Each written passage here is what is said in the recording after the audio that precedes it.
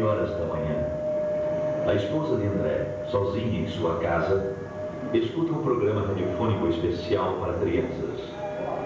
Ela aprecia tais programas, pois sempre falam sobre a palavra de Deus. Ela fica contente em saber que muitas crianças podem ouvir a palavra do Senhor. E conforme pensava ela, isso era mesmo muito bom, desde que fosse tomado cuidado de não fanatizar as crianças. 5 minutos depois, o programa é cortado bruscamente para uma notícia de última hora. Interrompemos as nossas transmissões para informar que recebemos de Oslo, nossa capital, notícias urgentes de que a cidade se encontra em pânico. E atenção para mais este informe. Oslo, urgente. Informa-se da central de polícia que algo misterioso aconteceu. Não se pode calcular o número de pessoas, tanto menores como de adultos, que desapareceram de repente sem deixar o mínimo vestígio para as autoridades. A nossa polícia não está podendo explicar o porquê desse acontecimento, nem sobre os desaparecidos. Trata-se de um número incalculável e solicita que em cada família, onde se note a falta de alguém, seja feita notificação urgente ao posto policial mais próximo, dando minúcias e circunstâncias ligadas ao desaparecimento para se facilitar o trabalho das autoridades, a fim de que possam desvendar este mistério. Mais este informe ainda. Oslo, urgentíssimo. À medida que passam os minutos, surgem novas notícias, cada uma mais extraordinária do que as outras. Na praça central desta cidade, muitos comerciantes, em meio aos seus afazeres, servindo a freguesia, desapareceram.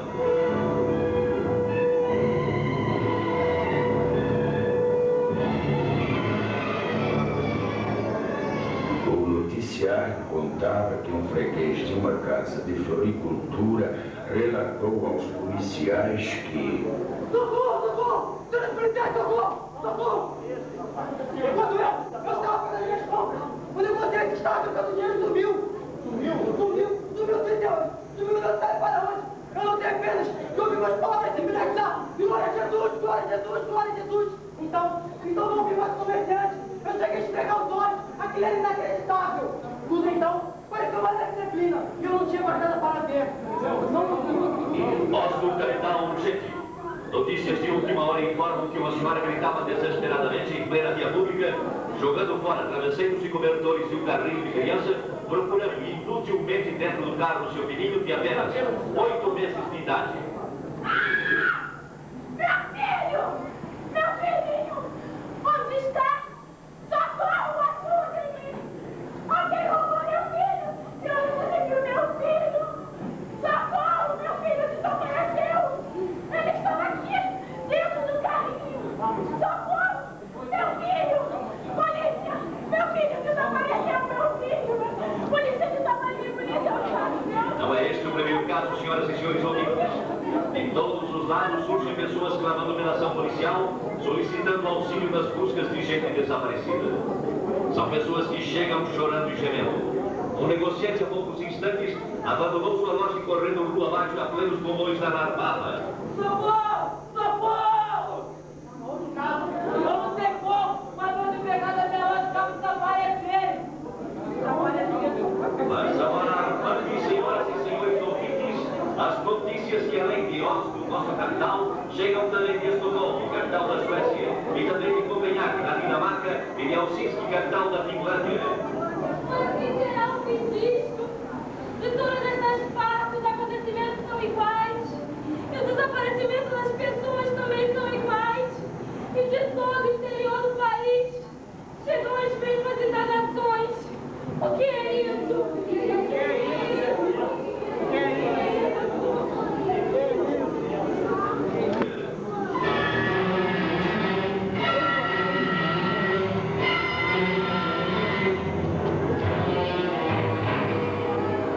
A esposa do Sr. André, impressionada com tais acontecimentos, pergunta-se, temerosa e aflita: Se pode ser isso que está acontecendo? Deus ajude a me entender. Resoluta, vai à porta da rua de sua casa. Olha preocupada para fora. Tudo na vizinhança sempre foi calmo, Ninguém chegou ali. E então... Está acontecendo? Talvez a senhora Ruth tenha vindo desesperada, tomando pela Ruth. Terrivelmente conhecida por essa franquia. Não, vi assim, eu estou desesperada. Algo que aconteceu? A minha filha, a minha Rutinha, a minha mãe, a minha filhinha. Que isso? Ela estava sentadinha na escada enquanto eu cuidava do jardim. Sim, é espantável quando eu não ouvi mais. Ela não deu muito rápido, subiu pela parede. Olhei para o lado, não me parecia longe mais. Ai, eu quero a minha filha. Oh, Deus, ajude a encontrar a minha filha. O que vai ser dela? Oh, Deus! Meu Deus, como está desesperada. E é igualzinho que o rádio está anunciando a todo momento. O que está acontecendo? Agora é André que vem vindo apressado, voltando para casa. O que aconteceu? André, você chegando em casa fora tão cedo, são apenas 9h30 da manhã. Homem, minha esposa, não sei nem como explicar. Mas o que foi que houve? Algo de muito estranho está acontecendo. Estranho o quê, André? Não, me tira a confusão em geral. E por quê? Ninguém entende mais nada, no momento falou que os colegas desapareceram. E? Desapareceram como se tivesse combinado, entende? Desapareceram sem dar nenhuma vida, as máquinas estão paradas. André. Nós pensamos primeiramente em tratar de um desastre. Então começamos a procurar pelos colegas. E aí, nada? Não encontramos o vestígio deles. Absolutamente nada. Absolutamente. Enquanto nós estávamos olhando uns para os outros, ficamos espantados. Por quê? Um dos colegas começou a gritar e a chorar, e era aquele justamente que era de Jesus e que ia constantemente à igreja. E o que ele dizia? Falava assim, agora foi. Não há mais jeito, o que farei? Foi Jesus sim que veio buscar o seu povo, eu fui exilado, o que farei? E caiu no desesperado pranto. O que você fez? Eu disse para se calar, que não falasse por isso, mas de nada adiantava. Ele continuava a gritar e era horrível seus gritos. Rádio, continue a informar sobre esses desaparecimentos inexplicáveis desde as 9h da manhã, André. E deu notícias e mais notícias de pessoas que em desespero sumiram. Todas as respostas são desoladoras. As autoridades não podem fazer nada a não ser aguardar. Sabe, André, chegam também pelo rádio notícias de alto mar sobre tripulantes e passageiros que sumiram misteriosamente. Todos sumiram.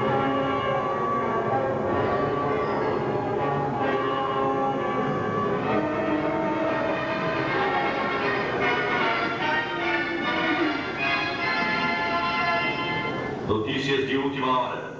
Na maternidade desapareceram todas as crianças recém-nascidas. As mães destas crianças gemem de dor e tristeza e espanto. Médicos, enfermeiras, assistentes estão perplexos, inclusive pelo motivo de estarem faltando também alguns de seus colegas. Acertem seus relógios, exatamente 11 horas da manhã. Notícias de Londres anunciam que desde as 9 horas da manhã, os comunicados recebidos de toda a Inglaterra dão conta do inexplicável desaparecimento de pessoas de toda a classe social e idade, da mesma maneira, sem explicação alguma. Sabe-se em todo esse mistério que diversos pastores e sacerdotes chamaram os membros de suas igrejas e notaram que os que desapareceram eram justamente os mais piedosos e obedientes a Deus, os mais fiéis nas suas orações, os que dificilmente faltavam aos cultos. Um dos pastores, entre os mais conhecidos de grande igreja, expediu um comunicado convocando todos os seus auxiliares para uma reunião que deverá ser realizada ainda nesta noite. Passaram-se mais de 3 horas e meia desde a primeira notícia desses estranhos acontecimentos nos diários.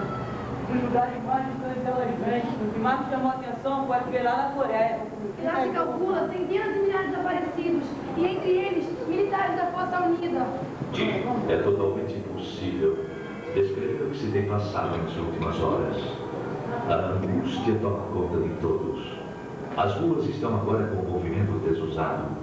Pessoas correndo, chorando, chamando e clamando. As mães aflitas à procura de seus filhos, e no meio destes clamores também há os que zombam e amaldiçoam a Deus e aos próprios homens. Um senhor correndo com os punhos levantados gritava: Cuidado, gente! Cuidado! Ele veio nos pegar! O guru! Com certeza perdeu o juízo! Cuidado! Cuidado! Eles estão vindo nos pegar! Cuidado! A senhora parada, com as mãos postas, olhando para o alto, clamava: Oh, não! Não! Não estávamos preparados para subir com ele! E daqui para frente ninguém mais será levado. Oh, Jesus, oh Senhor Jesus, ajude. Eu sei, bem sei que não adianta mais. E eu que tinha me fui tão religiosa em toda a minha vida, mas nunca pensei que ele viesse me tão depressa. Eu deveria ter cuidado mais da minha vida espiritual. Deveria ter cuidado mais da minha vida espiritual.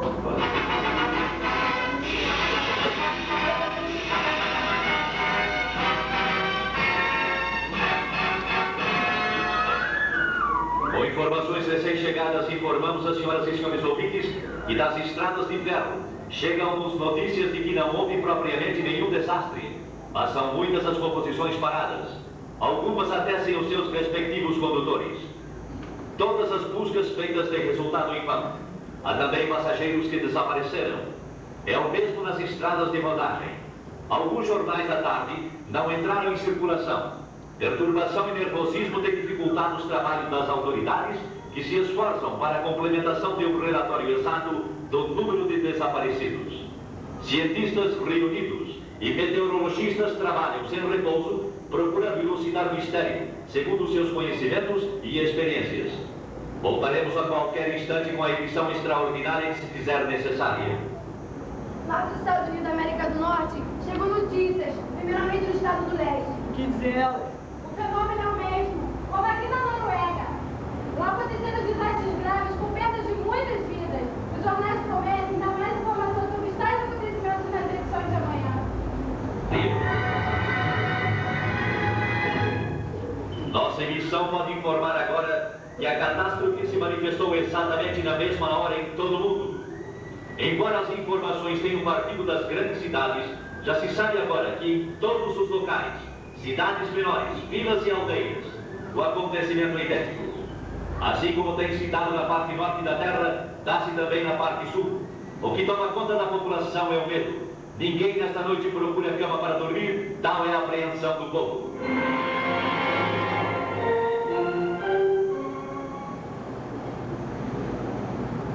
No dia seguinte, nem o rádio podia dar informações para esclarecimento do grande mistério. Apenas continuavam as notícias vindas de longe.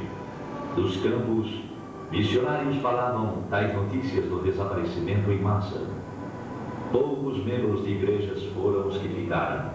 Naquela noite marcada para a reunião dos pastores e pregadores, a presença era boa, mas o número dos que faltavam era considerável.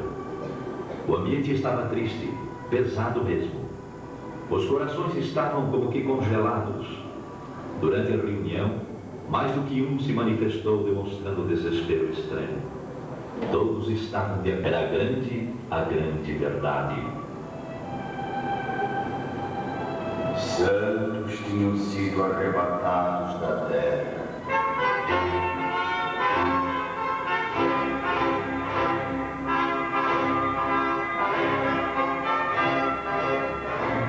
A noiva de Cristo foi levada ao céu. Entre alguns crentes, houve a confissão de que, apesar das preparações teológicas e estudos da Palavra de Deus, nunca chegaram a compreender que aquilo seria uma realidade. A verdade é que estavam completamente estranhos ao novo nascimento e longe da adoção de filhos. Irmãos, eu não sei o que dizer. Hoje é muito triste, me apavorando pelo fato de morrer. Irmãos, por quê? Por que não subimos com ele? Por quê, irmãos? Irmãos, se não subimos com eles é porque não estávamos preparados para subir. É porque não nos tornamos uma nova criatura. E a culpa é nossa. Eu nunca aprendi assim. Os professores nunca me falaram que ia ser como entendeu nesses dias. E o que me ensinaram foi que se tudo ficasse. Você não nos ensinou que a ter outra morta. Irmãos, não adianta mais tanta confusão. Já está tudo acabado. Ai, pastor, tô pelo freestyle. Eles ficaram com uma patota na rua procurando peixe pra bater. Graças a Deus ela nem percebeu que eu sou peixe. Mas o que tá acontecendo? Jovem, Jesus voltou. Um monte, alguém viu ele aí? Houve nesse momento certas tendências para discussão. Porém, os ânimos estavam abalados demais para que saísse algo aproveitado. E um jornalista presente escreveu: a conclusão dos crentes que ficaram é a seguinte: o que se passou nestes dias, sem dúvida, foi o que está predito na Bíblia Sagrada, ou como está escrito sobre a assunção da noiva, ou que Jesus levou os seus. Isto é tudo que podemos informar no momento. Este comunicado, porém, não foi publicado. As autoridades acharam que tudo aquilo era produto da mente nervosa dos evangélicos e seus ministros. Foi ainda qualificado de fantasia, sem ter nada de realidade. Depois de um acontecimento de envergadura, qualquer pronunciamento de esclarecimento só poderia ser dado pelo governo. E se for provado que tem relação com a religião cristã, o primeiro passo deve ser o do fechamento das igrejas e outros lugares de pregações evangélicas, até que o caso seja devidamente esclarecido. Mas já não se trata de caso nacional, e sim de internacional. Nos campos missionários e nas igrejas, o ambiente geral era de tristeza. Mas no domingo, todas as igrejas estavam repletas. Em certas igrejas, não haviam pastores. E aqueles que faltavam aos cultos aos domingos estavam ausentes. Muitas igrejas estão com o seu número de membros reduzidos. E em lugar dos crentes estão aqueles que anteriormente haviam rejeitado as mensagens. O povo está ansioso por conhecer a palavra, mas a Bíblia está com o livro selado. Eu estou vendo as letras. Não as compreendo. Também estou vendo, mas não as compreendo. O que está fazendo? Nossa população geral culpava os religiosos por tão grande calamidade. Tudo isso tem acontecido já de todos os crentes. Sim, eles são responsáveis. Vamos até a igreja para explicar. O que vocês fizeram para que tudo isso nos acontecesse? Porque somos para que nos atingir. E você, qual é a sua explicação? Pastor, a culpa é sua. Se muitos não ouviram, é porque o Senhor não esclareceu o que eu deveria fazer, anunciando que a vida de Jesus estava tão perto. O Senhor nos ensinou que deveríamos ter o coração purificado e ser reto e humilde diante de Deus e dos homens. Agora eu sei o que me impediu de ouvir de Jesus. Foi justamente as pequeninas coisas que eu julgava sem importância e que não me impediriam de ir aos céus. Senhor, eis minha vida.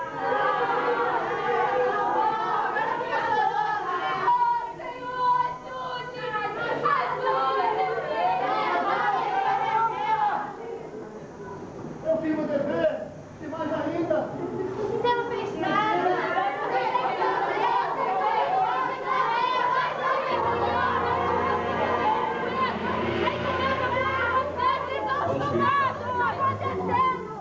Outros choraram e clamaram.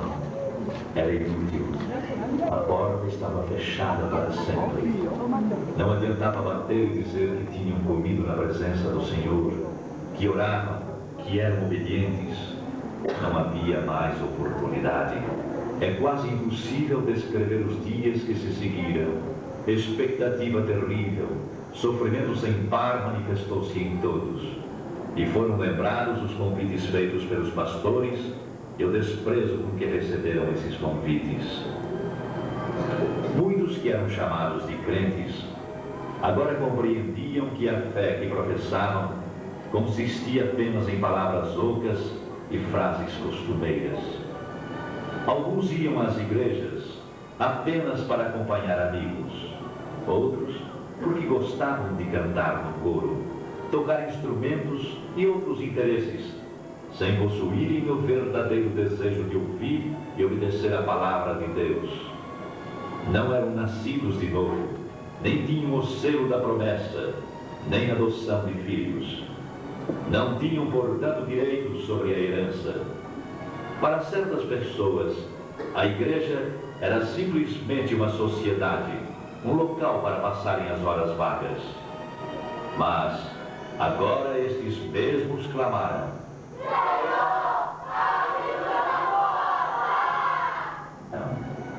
para espanto e preocupação maior, surgem os rumores de que a Terceira Guerra Mundial está prestes a ser iniciada. As relações entre Oriente e Ocidente foram cortadas. Dos regimes que pertencem ao bloco comunista, anuncia-se que foram proibidas toda e qualquer reunião evangélica. Estavam, pois, já reconhecendo que a perturbação existente e a desordem geral, os culpados eram os crentes. Para maior confusão, foi anunciado que entrou em vigor a pena capital para todo aquele que pronunciar o nome de Jesus. Então é chegada a hora de varrer sobre toda a terra essa praga chamada cristianismo. Morte certa também para todos que guardarem em suas casas qualquer coisa que faça lembrar desse tal de Jesus ou de seus ensinamentos.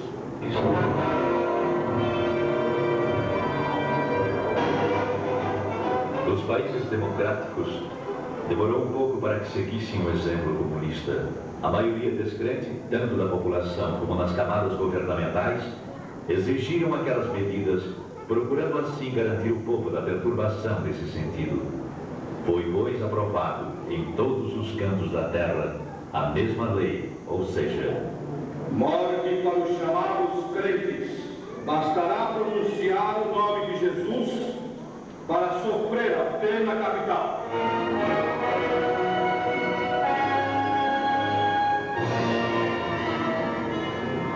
E com estes acontecimentos, inicia-se a época mais terrível da história humana.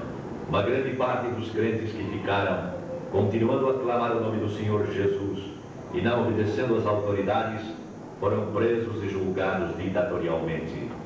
Só escapariam se aceitassem as condições impostas pelas autoridades.